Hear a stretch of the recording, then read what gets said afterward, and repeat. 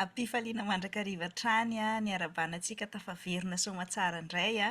amin'ny fifampizarana izay ataontsika eto amin'ny pejy zava-manahirana vehivavy. Niala sasatra tanteraka tsika nandritra n'iny fotoam-pialatsasatra ny mpianatra iny a, araka ny efa nizaraintsika teto amin'ny pejy efa niditra nianatra tamin'ny volana aogositra teo a, ny ankamaroan'ny mpianatra aty Etazonia ary betsaka koa ny voahiditra hianatra tsika any Madagasikara sy maneran-tany a, amin'ity volana septambra ity a, dia satria mbola mpianatra soamantsara koa za vao niditra nianatra tamin'ny herinandro teo koa izay a, dia vao niditra nianatra koa zany izay dia ampanarantsika tao-pianaran'ny mpianatra koa zany a, ny fampizarana izay ataontsika eto amin'ny pejy. Vitantsika soamantsara ny fianarana an'ireo vehivavy rehetrarehetra tany amin'ny testameta taloha tamin'ireo video 40B izao a, efa nidirantsika ireo Maria anankitelo taty amin'ny testameta vaovao a, Maria renin'i Jesosy efa vitantsika voalohany niaraka tamin'ireo matriarka 5 a, i Maria Magdalena na Maria avy any Magdalena sy Maria avy any Betania koa efa vitantsika, ary ilay nahazo an'ilay 5,000 ariary tamin'ny fifaninanana farany a, momba ny fianarantsika soratra masina moa dia nanome fanazavana be dia be izy tantsoratra mahakasika ny Maria vadin'i Cléopasy a, Maria renin'i Jaona Marka ary Maria renin'i Jakoba. Izany hoe vitantsika zany ireo vehivavy rehetrarehetra taloha avy amin'ny taranaka Joda,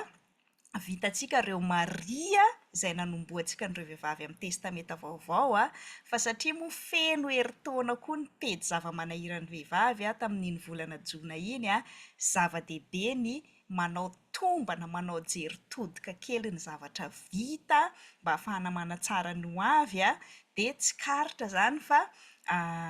sarobidy ireny fampianarana tolotra antsika ireny. Mbola vitsy ny tena teolojianina malagasy feminista izay mitondra fampianarana soratra masina amina fijery feminista tahaka ny ataontsika eto, ka indraindray izany a, indrindra moa tsika izay mpanaraka eto amin'ny pejy Facebook sy ny tambadrotra seratsera maro a, dia betsaka antsika izany no tsy dia mandray loatra amin'ny maha-valeur tokony ho izy azy ny zavatra atolotra eto, satria fantatra mazava ho azy amin'ny maha-réseau social anazy a, fifaneraserana sosial ny mahatonga ny maro mifanerasera eto, ka indraindray izany a, ny fampianarana soratra masina izay tena sarobidy sy tsy mitovy amin'ny toriteny sy lahateny fotsiny fa tena miditra lalina, ary indrindra ny fampianarana soratra masina momba an'ireo vehivavy ao amin'ny baiboly izay ataontsika eto amin'ny pejy moa,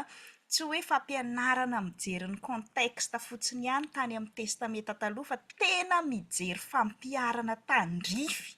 ny vehivavy malagasy amin'izao andro iainantsika izao a, dia isaorana an'ireo izay manaraka sy mandray anjara isam-bolana amin'ireny fifaninanana ireny, tena mahafinaritra, tena hita hoe zavatra mbola tena vaovao amintsika vehivavy kristianina malagasy ireny fampianarana ireny a, nefa tena hita hoe liana antsika ary mandray anjara, na izany ara tena ezaka be dia be dia be dia be ny atao manomana an'ireny fampianarana ireny a, dia manomboka hatreto izany ny hanohizantsika anazy, tsy hoe tsy ho tohizana intsony ny fampianarana momba ny vehivavy ao amin'ny baiboly a, fa ho tohizantsika ihany eto amin'ny pejy, fa tsy ataontsika isan'ny alahady intsony, satria manjary hoe ohatrany hoe very ny maro tsy ampy ny fotoana tena hoe andinihana tsara sy andevonana ny anankiray dia fa tonga sahady ny anankiray fa mieritreritra zany antsika tahaka ny efa natao efa ataon'ny fikambanana zava-manahirana vehivavy zany, manolotra fianarana anglisy maimaimpona ho an'ny vehivavy, izay tsy fianarana anglisy fotsiny ihany ny tena zava-dehibe ao, fa tena mianatra an'ireo terma samihafa momba antsika vehivavy amin'ny teny anglisy mamolavola ny toe-tsaintsika vehivavy malagasy mba hanao ny mahazava-dehibe ny naharian'Andriamanitra antsika ho vehivavy fa tsy hipetraka fotsiny amin'ilay famaritan'ny fiarahamonina antsika vehivavy hoe fanaka malemy, natao angina, tsy mana-tsafidy, tsy mahazo manao zavatra samihafa satria vehivavy dia Hidirantsika lalina tahaka an'izay koa zany ilay fianarana soratra masina ho tohizantsika ihany fa indray mandeha isam-bolana eto amin'ny pejy ny fianarana an'ireo vehivavy ao amin'ny baiboly fa ho anao izay liana hianatra sy handalina lalindalina kokoa an'ireny fampianarana efa vitantsika reny a dia sady ho sokafantsika zany ny karazana niveau ambonimbony kokoa amin'ny fianarantsika anglais ampifandraisitsika amin'ireny vehivavy ao amin'ny baiboly ireny a dia hidirantsika lalindalina kokoa zany izay a raha sitrapon'ny tompo ka mahaliana antsika dia tena ataontsika fianarana miditra lalindalina kokoa tsy mandray fotsiny tsy hoe izaho rery no manao fikarohana dia izay teneniko rery no tsy maintsy marina tahaka ny fiheverany maro ny hevitry ny soratra masina mbola ilay dikany nentin'ny misionera tamin'ny 200 taona ihany a no ampiarina amin'ny konteksta iainan'ny malagasy ankehitriny izay efa miaina zavatra hafa tanteraka mihitsiny efa haintsika zany teorian'ny teolojia izany efa haintsika zany manazava ny trinité zany efa haintsika zany ekleziolojista taran'ny fiangonana zany fa nahoana no tsy mampandroso ny fiainan'ny vehivavy malagasy a ny fahafantarana an'izany rehetrarehetra zany ndao amin'izay ary mba dinitsika hoe ahoana no tokony hampiarana an'ireo rehetrarehetra ireo a ho an'ny fiainantsika vehivavy malagasy satria Jesosy zanak'Andriamanitra izay nanafaka antsika teo amin'ny hazo fijaliana dia tsy hoe nanafaka ny lehilahy fotsiny fa nanafaka antsika vehivavy koa dia mila haintsika ny miaina an'izany fahafahana nomeny Jesosy antsika zany a araka ny sitrapony a fa tsy araka ny famefehezan'ny fiarahamonina sy ny rafim-piarahamonina sy ny rafim-piangonana antsika ntsony ary isika vehivavy no natao hikaroka sy handinika momba an'izany ary mino marimarina kokoa fa isika vehivavy no antsoin'Andriamanitra hanatanteraka an'izany a fa ny lehilahy izay efa privilégié en position nomeny fiarahamonina sy ny tontolo patriarkaly azy a tsy hametra-panontaniana mihitsy izy hoe maninona kay moa ny vehivavy no voafepetra resahana foana hoe efa tsy miatra amin'ny testameta vaovao tsony satria efa nivonjeny Jesosy atsika ohatra hoe ny fifadinan'ireo fadiny jiosy ny fanarahana ara-bakteny ohatra ny fanajana ny sabatany jiosy fa mbola izingizinina ihany ohatra ny filazan'ny testameta taloha hoe mampaloto ny vehivavy ohatra ny fadim-bolana ny lehilahy tsy hikaroka an'izany ny lehilahy tsy nomena an'izany tsy niaina an'izany expérience zany a fa na io serviette hygienika fotsy be madio be vidiana any amin'ny épicerie io ary dia eritreretiny sain'ny lehilahy fa maloto hono satria ampiasaintsika vehivavy amin'ny fadim-bolana dia isika vehivavy zany a no miaina an'izany fahafahana omeny Jesosy antsika zany a isika vehivavy no afaka manampy ny vehivavy namantsika izay mbola fato-patorany zavatra maro samihafa fa tsy miaina an'izany fahafahan Jesosy zany a dia ndao ary tsika hiara-hianatra tsy izaho rery intsony zany na mpianatra tsy anareo mpanao commentaire fotsiny intsony ny hampianatra fa tena ndao mihitsy atsika no programa hoe hianatra momba an'ireo vehivavy ao amin'ny baiboly ireo a ary tsy hoe hianatra sy hifampizara fotsiny atsika fa tena hiara-hianatra amina spesialista amina testameta taloha mihitsy ny isika satria vehivavy tao amin'ny testameta taloha ny vitantsika dia anoratra mihitsy atsika tsy hoe hanao copie-coller fotsiny satria araka ny efa nilazaiko sy averimberiko ary inoko foana tsy mitovy ny situation sy ny zava-misy iainan'ny vehivavy rehetrarehetra hafa ny zavatra manahirana ny vehivavy tandrefana be dia be izay manoratra teolojia feminista mifanaraka amin'ny konteksta iainany a fa isika vehivavy malagasy izay miaina ny zavatra iainantsika ao anaty tontolo malagasy koa dia afaka miara-mianatra sy miara-manoratra ny tena fanafahana ny vehivavy kristianina tandrify a ny zava-misy iainantsika dia ity video ity zany a fanasako anao fanasako antsika vehivavy indrindrandrindra hiaraka amiko a hiaraka hanatanteraka zany asa izay tsy dia misy mpikaroka sy tsy dia misy miraharaha loatra zany a ndao antsika hanomboka ny fiovana tsy zavatra vitany indray mandeha be dia be ny mety kivy ohatra hoe Barea ohatra tafakatra finale izy nefa tsy nahazo an'ilay finale, fa izany ny atao hoe fandrosoana tsikelikely. Vao nilalao voalohany antsika dia tafakatra quart de finale, efa tafiditra tamin'ny fifaninanana quart de finale, efa tena zava-dehibe zany hoe ny lalao manaraka antsika efa finalista. Zany ny atao hoe fandresena ary tsy voatery ilay ekipany Barea tamin'ny voalohany ihany a, na le coach niaraka taminy ihany no miara-mandroso aminy, fa atsika malagasy rehetrarehetra ihany anefa ny fandrosoana sy ny fandresena. Dia tahaka izay koa tsika vehivavy malagasy. Tsy voatery a hoe ho vitan'ity génération-tsika ty na ity groupe-tsika hiaraka hanomboka ny fikarohana ty no hanova tanteraka ny toeran'ny vehivavy eo amin'ny fiarahamonina malagasy sy eo amin'ny fiainan'ny vehivavy kristianina,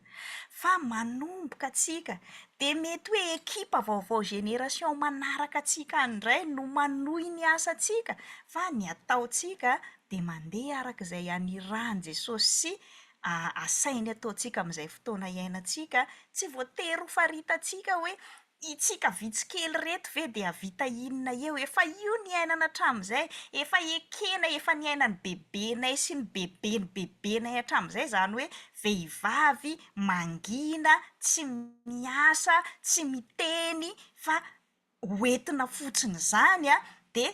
efa miova ny zava-misy ainantsika ankehitriny tompoko. Mila miova araka an'izay koa ary isika vehivavy no afaka manova ny fiainantsika. Fa ny lehilahy dia te hijanona ho mpibaikobaiko ihany. Mbola mitohy ihany ny fampianarana hoe ianareo vehivavy manekeny vadinareo. Tsy misy manohitra an'izany ny teolojianina feminista, tsy mampianatra ny vehivavy tsy hanaiky ny vadiny. Lehilahy ve mba misy mampianatra hoe tiava ny vadinareo? Mba hampianarina ny lehilahy amin'ny antsipiriany ve zany hoe ahoana zany mitia ny vadiny zany? Ilay Andriamanitra namorona antsika olombelona no mahalala tsara fa zany vehivavy zany mila fitiavana vao mahay manaja. Izany lehilahy zany mila fanajana vao mahay mitia. Fa ny mampalahelo a, dia ilay sens unique ihany no terena hoe tsy maintsy manaja ihany ny vehivavy a, na dia tsy tiavina aza. Dia izay vehivavy tsy manaiky hanaja rehefa tsy tiavina dia atao hoe vehivavy maditra, manao rebelle, mandraka ankehitriny a, na mamako niteraka anara mbola tsy micomprendre hoe maninona zany no nangataka divorce, satria nieritreretina foana zany hoe ny vehivavy rehefa nanao eny tompoko amin'ny tokantranony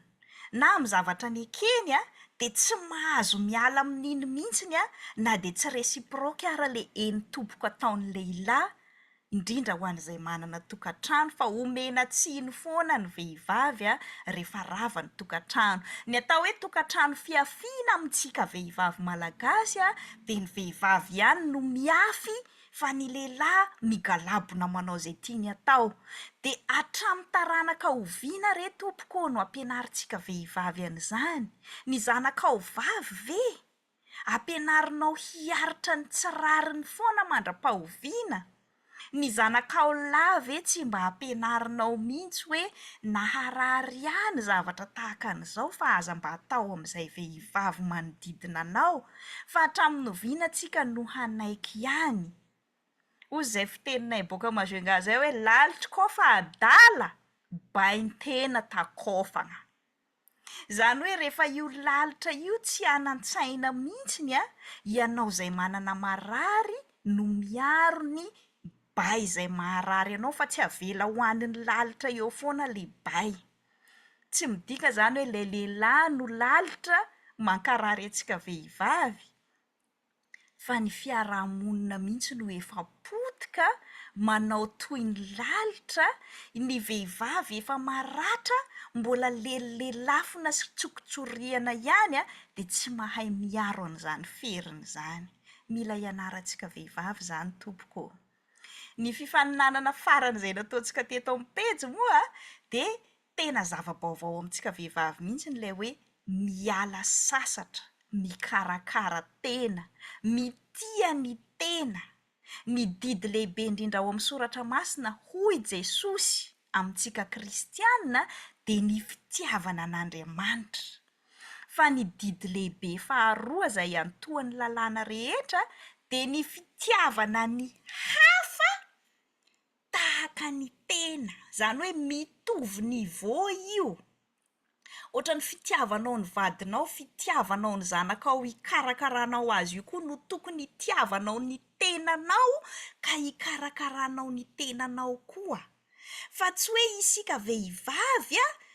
efa nampianarina hatramin'ny fahakelitsika hoe mila mahay mikarakara ny hafa, dia tsy mba ampianarina mihitsy hoe mikarakara koa ny tena. Andriamanitra izay nanome an'io tenantsika io atsika no mandidy atsika, tsy isika no namorona n'ity vatantsika ty, tsy isika no namorona n'ity fontsika ty, tsy isika no namorona n'io saintsika sy ny fanahintsika io, fa isan'ny zavatra natokisan'Andriamanitra nomeny atsika vehivavy io dia isika vehivavy izany natao hikarakara n'io tenantsika io koa tahaka ny fikarakarantsika ny hafa. Alefantsika mianatra tsekolina izany atsika mba hikarakara ny sainy, dia mila mianatra koa tsika vehivavy mikarakara ny saintsika. Ampandroantsika isan'andro ny zanantsika satria mbola tsy mahay mandro, dia mila ampandroantsika isan'andro koa io vatantsika io.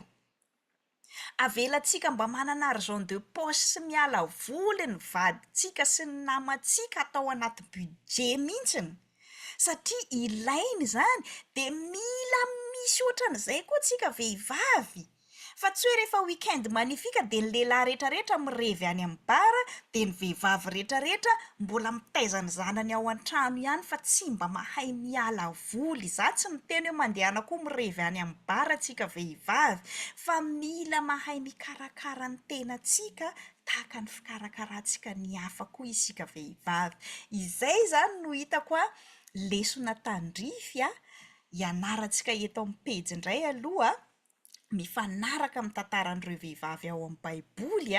manomboka hatreto, tohizantsika zany ireo vehivavy ao amin'ny testameta vaovao mazava ho azy tsy maintsy jerentsika aloha hoe contexte samihafa mihitsiny izany nanoratana ny testameta vaovao izany. Tamin'ny andro talohan'i Jesosy Kristy daholo no voasoratra ny ireo vehivavy nianarantsika tany amin'ny testameta taloha. Amin'izao tsika hianatra n'ireo vehivavy niara-niaina tamin'i Jesosy 330 taona fotsiny izy araka ny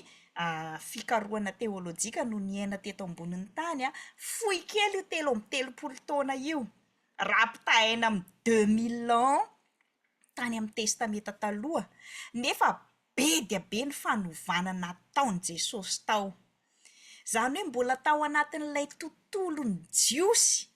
zanatany romanina ihany no novan'i Jesosy tanteraka ny toeran'ny vehivavy. Raha tsy nahazo nianatra sy namaky teny tahaka ny lehilahy tany amin'ny sinagoga ny vehivavy talohan'i Jesosy teraka, dia tena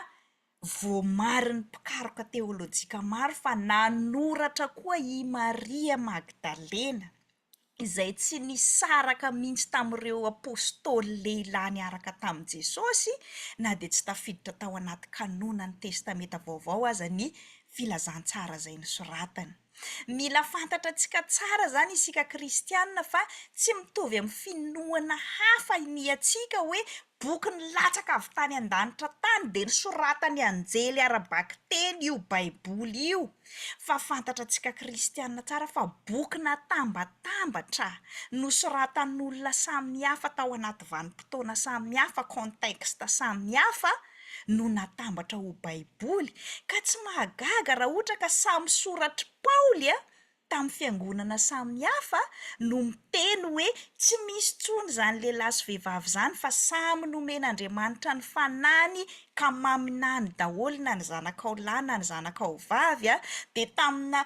epistily nosoratany Paoly ihany, fa tamin'ny fiangonana hafa sy tamin'ny contexte hafa izy no miteny hoe aoka ny vehivavy angina ao am-piangonana. Misy zavatra mila fantaritsika ao ambadika an'izay fa tsy azontsika raisina anjoronjorony sy amin'izay tiantsika interpretevana anazy fotsiny ny baiboly. Izay no ataontsika vehivavy teolôjiana malagasy feminista izay antsoin'Andriamanitra hanafaka ny vehivavy ao anatin'ny fanagejana samihafa iainantsika amin'izao fotoana izao. Izay indray ary no anasako anao amin'izao tao-pikatroana vaovao eto amin'ny pejy zava-manahirany vehivavy izao anasako anao itoy ihany ny fizarana an'ireo tantarana vehivavy malagasy indrindrandrindra satria ny teoria feminista zany dia izay no antony anaovantsika an'izay eto amin'ny pejy tsy miteny hoe ny vehivavy malagasy dia misy karikatura anankiray mitovy daholo ny zavatra iainan'ny vehivavy malagasy any Ambovombe sy any a Diego, fa samy hafa dia izay tantara samy hafa izay no tohizantsika amin'ny alalan'ireo fifampizarana momba ny tantara ampahatantaram-piainan'ny vehivavy malagasy fa tsy ny fiainan'ny ray manontolo izay zarantsika eto amin'ny pejy ilazana hoe samy hafa ny zavatra iainantsika vehivavy, samy hafa ny besoin-tsika vehivavy indrindra malagasy. Misy aneny vehivavy mamanay izao raisiko ohatra mivantana tena nampianarin'ny ray aman-dreniny izy, izany dadabenay sy bebenay avy amin'ny mamanay izany tsy nandeha tan-dakilasy fa mamanay no nanomboka nampianariny. Ny gagan'ny olona tao Manaratsandriny Marovoay tao dadabenay sy bebenay hoe inona ny andanianareo vola mampianatra zanaka vavy alefa mianatra any Marovoay sy any Mahajanga any, nefa vehivavy natao hanambady fotsiny, andanianareo vola fotsiny. Izany hoe mbola vao génération teo amin'ny mamanay izany dia efa fiovana be izany hoe vehivavy alefa mianatra. Nivarotany bebenay sy dadabenay omby andefasana anazy mianatra ka nahatonga anazy afaka lasa mpampianatra. Mamanay sy ny rahavaviny izay nianatra dia mampianatra dia manana ny maha izy azy, izy manana ny asany. Fa na izany ara tsy midika izany hoe dia tsy mahazo manasa lamba, dia tsy mahazo mikarakara tokantrano. Tena fifaliany mamanay ny mahandro, mikarakara tokantrano, mikarakara ny ankonany. Tsy midika izany hoe lasa tsisy vehivavy tia hikarakara trano na hanao femme de ménage intsony rehefa voizina ilay feminista ny tandrefana. Fa araka ny tenenina teo hoe rehefa tsy mahavelona antsika vehivavy intsony ilay mipetraka fotsiny hoe velomin'ny vady ao an-tokantrano fa lasa manjakazaka sy manambany antsika vehivavy. Ny fiarahamonina manana vehivavy tsy manana ianteherana afa-tsy ny ankonany dia ilayntsika vehivavy ny manana an'izay fahaleovan-tenantsika izay. Dadanay 5 mianadahy, 9 lehilahy, fa mamanay irery no fantatro hoe tena notohanany vadiny tamin'ny asany. Mamanay rehefa tena tia mikarakara tokantrano ao an-trano ao dia dadanay moa mpampianatra koa izy dia tena manampy amin'ny mamanay amin'ny asa fampianarana izy. Dadanay manao préparation ny cours-ny mamanay, dadanay ny mpitsara feuille ny examen ny mamanay sy mpanao ny bulletin ny mamanay satria mahafinaritra amin'ny mamanay rehefa tonga ao an-trano ny mikarakara lakozia mahandro ho an'ny vadiny dia misy an'izay fifanampiana zay ny kan'izy roa. Mahafinaritra amin'ny mamanay ilay izy fa afaka sady nampianatra izy,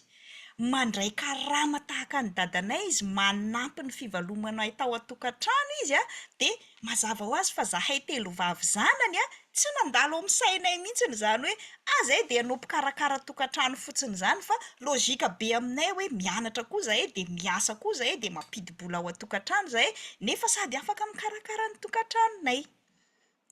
Fa tsy hoe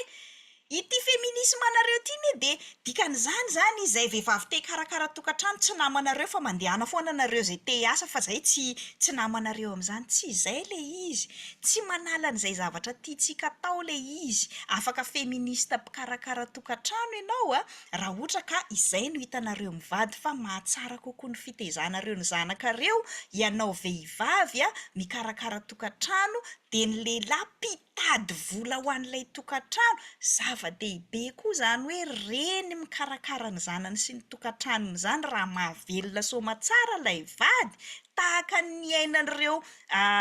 génération talohantsika, ka tsy hanambanimbanian'ilay lehilahy n'ilay vehivavy satria mety tsy handraisaka raha mamparivoa isam-bolana tsisy fiche de paie io fikarakarana tokantrano io fa tsy misy asa ohatran'io. Za manokana aloha de tsy mahavita an'io, vao mifo maraina ianao mikarakara mpianatra andeha hianatra, karakaraina ny sakafony vao lasa nianatra izy lasa indray ianao mandeha miantsena, mampiry trano mahandro ny atoandro indray tonga avy any ny miasa sy ny mianatra, mikarakara an'iny sakafo iny, voky ny rehetrarehetra lasa mandeha miasa indray, ianao mbola manasa vilia, manomana ny sakafo hariva indray, eo ny sasa lamba, ny mipasoka, manadio trano, tena asa mihoatra lavitra noho ny asan'ilay milaza tena miasa any ivelany any, ny azy mba 8 heures par jour rehefa tapitra ny any mody izy afaka maka aina ao an-trano. Fa isika vehivavy mpikarakara tokantrano tsy misy pause zany, fa asa foana, vao tonga indray ny avy mianatra sy ny avy miasa de mikarakara an'izy ireo indray ianao, tsy misy fialan-tsasatra mihitsiny. De mila mianatra miala sasatra sy mikarakara ny tena isika vehivavy. Ny ato amin'ny dadanay indray mitovitovy ihany. Dadilahinay Tsiketa indray no nianatra voalohany. Nitovizan'ireo dadilahinay anankiroa ireo dadanay avy any Lopary ny Vangaindrano. Hitako tsara aloha ny Lopary fa tena tany lonaka misy rano, tsy hoe Vangaindrano de tsisy rano, fa tena tany misy rano, tany mamokatra, tany voakarakara tsara, saingy rehefa nianatra izy de lasa infirmier tao amin'ny gendarmerie izy de niasa tany amin'ny faritra avaratry Mahajanga izy de nampianariny daholo ny zanany na lahy na vavy.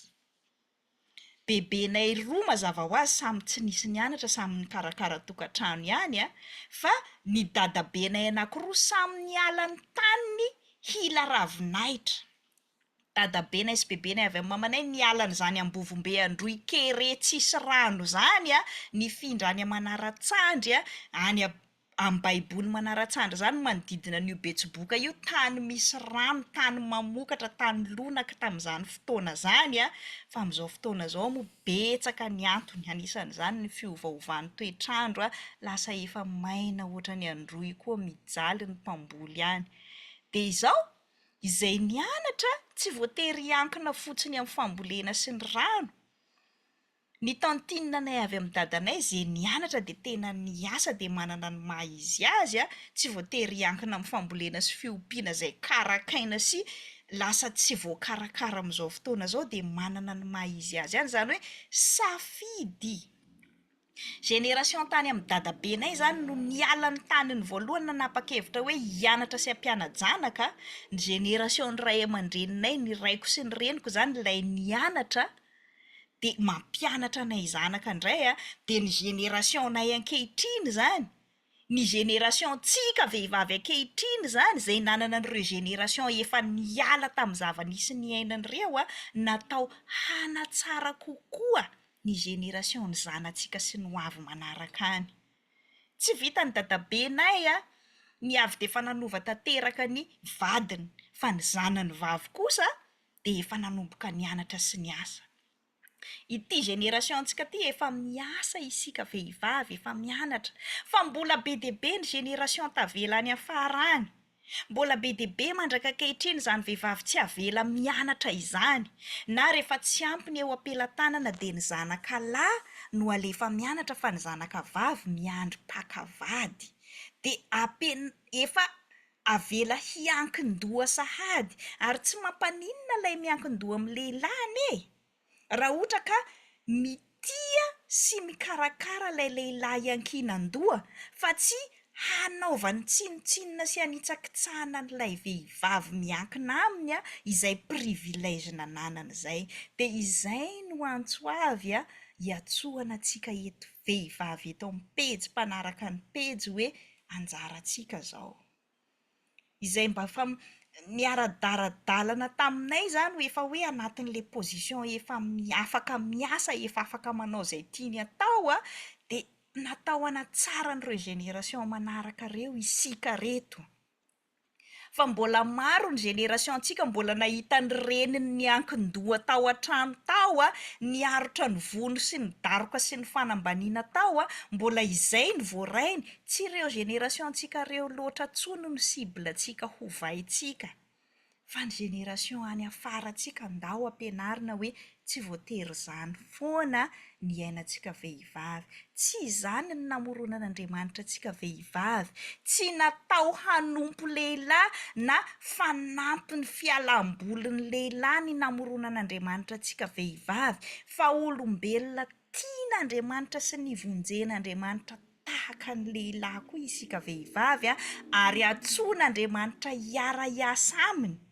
mba hamonjy ny vehivavy namantsika koa. Herintaona izay ny pejy a, zava-dehibe ny nanaovana an'izay famintinana ny lasa sy jery-todika ny ho avy izay a, mba hahazoantsika n'ireo fizarana rehetrarehetra izay hanohizantsika ny fiarahana eto amin'ny pejy. Amin'io herinandro manaraka io izany a, ho hitantsika sahady fa isy a interview na vehivavy sinoa indray a, izara ny expérience-ny, izany génération na vehivavy tany a Chine zany a, no hifampizarany amintsika indray satria mitovitovy ny zavatra niainantsika malagasy sy ny aziatika, indrindra ny sinoa, ijoroany vavolombelona antsika amin'ny fizarana mitohy amin'ity herinandro ity a, fa isan'ny vaovao sy fanatsarana entintsika amin'ny manaraka koa satria miamivoatra ny zavatra ataontsika eto amin'ny pejy, dia hisy namana zany manomboka amin'ity topika-troana faharoa ity a, hanohy ny fanaovana an'ireo interview a, fizarana ny tantaran'ny vehivavy malagasy eto amin'ny pejy, fa za zany dia hanohy a ny fifampizarana momba an'ireo tantarany vehivavy vahiny eto amin'ny pejy, satria raha mihidy ao Madagasikara ihany ny masontsika sy ny saintsika, tsy mianatra momba ny fivoarana nisy aty ivelany a, dia mety ho kivontsika hoe tsy avitra intsony izany vehivavy malagasy izany, fa efa tafalatsaka lalina loatra ny firenena sy ny zavatra rehetrarehetra sy ny fiarahamonina. Fa raha ny marina, ny ainany rehetrarehetra io, nandalovany rehetrarehetra io. Izany hoe Madagasikara tsy maintsy mandroso izany, tsy maintsy androsontsika fa ny fotoana no tsy mitovy. Nomen'Andriamanitra privilège tamin'iny fotoam-pialatsasatra iny a, mba nandeha nitsidika État samihafa taty États-Unis, dia tena nahita aho hoe kay tena tsy niaraka avy dia nandroso ireo État 50 ireo, fa nitambatra tsikelikely, nivoatra tsikelikely. Efa nahazo fahaleovantena any amin'ny 200 taona ireo firenena mandroso ireo izay vao tonga amin'izao toerana zareo izao. Fa tsy hoe antsika 90 taona, 580 taona io a, no te avy dia hisaoty anaraka ny fandrosoany zareo efa 200 taona nandalo oatra antsika daholo ireo. Ary tsy mitovy. Tsy mitovy izao ny fandrosoan'ny Californie izay misy anay eto a, sy ny fandrosoan'ny Nevada. Rehefa nandalo tany izahay tena nahita hoe ve mbola aty afara ry zareo. Nandalo tany amin'izany Texas izany izahay a, nandalo tany Oklahoma, nandalo tamina tanàna samihafa izay, dia tena samy hoe sasany efa 50 taona, sasany 70 taona, sasany 200 taona, sasany zanatany frantsay, sasany zanatany espaniola, sasany zanatany britanika. Tsy mitovy, tsy niaraka nandroso izy, fa izao rehefa nitambatra ho États-Unis izy, tahaka ny hoe nitambatra ho Union Européenne ny France sy ny Allemagne sy ry zareo ao Eropa, dia tsy nisy tsony hoe tia tara tia taloha, fa mifampizarana izay zavatra efa niarahany sasany nandalo sy nandroso izy, araka ny efa nilazaiko teo efa ho 200 taona ry zareo vao tonga amin'izao fandrosoany zareo izao. Ka isika malagasy mbola vao 580 taona, afaka mianatra amin'ny lalana efa nilalovany zareo a, fa tsy afaka avy dia hisaoty, avy dia hitovy amin'ny zareo.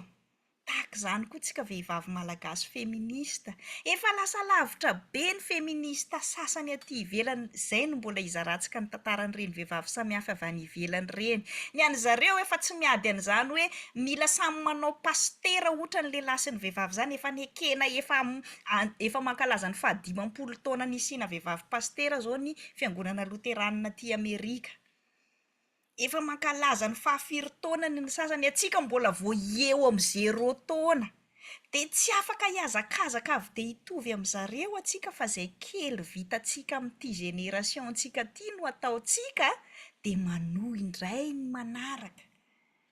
Mila mametraka objectif réaliste koa isika. Fa tsy hoe hiady hitovy karama nefa na ny asa raha mbola tsy mitovy ny atao. Tsy hoe hiady hitovy asa nefa na ny fari-pahaizana sy ny fahalalana sy ny opportunité aza mbola tsy mitovy. Tamin'ny andronay nianatra informatika mbola vao 7/50 fotsiny zahay ny vehivavy mpianatra, satria mbola nieritreretina hoe ny lehilahy ihany zany afaka mivoaka ho ingénieur en informatika zany. Fa amin'izao fotoana izao efa tsy antsony izao ohatra, fa inona ny tandrify antsika malagasy? Ndao hiaraka amiko a, ndao arao ny pejy sy ny fifampizarana, fa ny tanjona iarahantsika manana dia hitondra n'izay anjara biriky kely tandrify antsika, tsy voatery ho an'ity génération-ntsika ity ihany, fa indrindra ho an'ny génération ho avy rehetra. Satria raha io atsasaky ny vahoaka malagasy, vehivavy izay tsy manan-jo, tsy manan-asa, tsy manan-tsafidy io no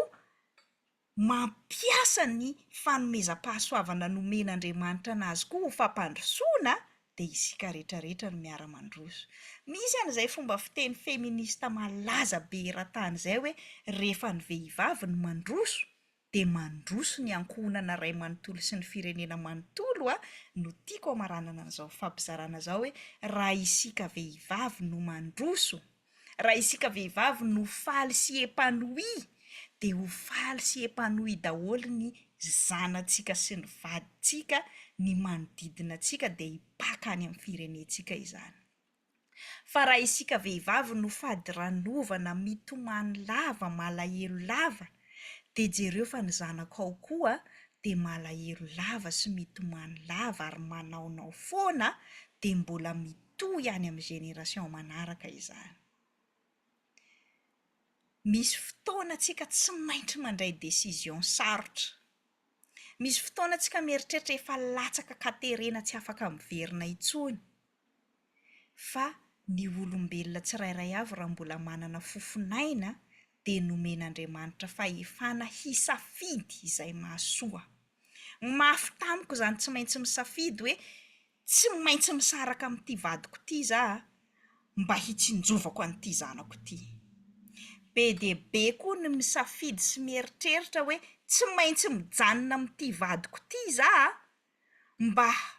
hitsinjovako an'ity zanako ity. Fa tena dinio tsara hoe tena hitsinjovanao an'ilay zanakao tokoa ve zany décision izany, sa henatranao amin'ny fiarahamonina, sa fitiavanao ny tenanao fotsiny.